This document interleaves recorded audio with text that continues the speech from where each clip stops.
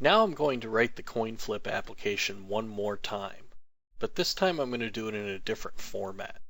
And all I want to do is demonstrate to you, the learner, that there are many ways to approach a problem. So I'm going to call this one coin flip 2. And I'm going to paste in the code from our first example. So here's the original coin flip. And one thing I notice when I look at this problem is that both of our if statements here and here have exactly the same output. The only thing that's different is the name of the coin. So what I'm wondering is, can I shrink this down such that I don't need so many if statements? And the answer is yes, I can. I'm going to add another variable, and I'm going to call it the coin description of type string. And then as soon as we create our random number, I'm going to say if the coin is 1, then the coin description is heads. Else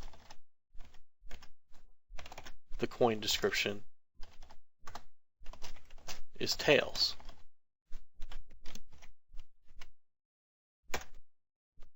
Now I'm going to refactor, which means change the code without changing the behavior. I'm going to refactor this if statement to say if the coin is 0 and the user guess is T, or the coin is 1 and the user guess is H, then I'm going to console write line the coin flip was, and I'm going to pass in the coin description,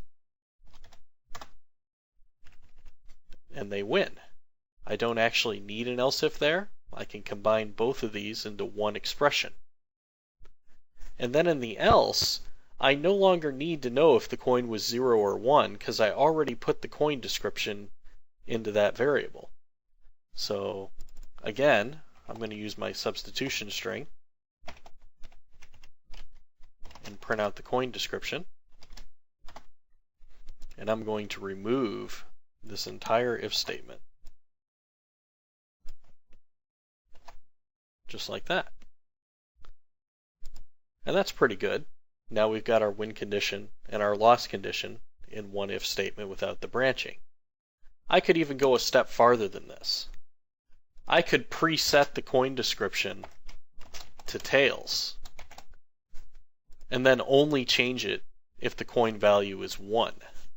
Now it will always be tails unless the random number generator happens to come up with the value 1. So I've reduced the amount of code even more. And I can run this. It's still going to let me enter a guess. I'm going to say heads this time. And it was tails, I lost. My bad luck continues.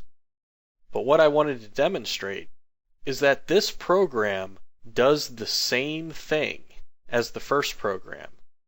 A user would not be able to tell the difference. We print the same messages. It does the same logic. On the outside, it's exactly the same.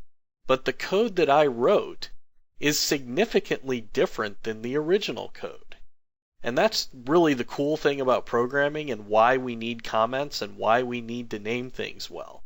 Because even the simplest problem, a coin flip, can have multiple ways to solve it.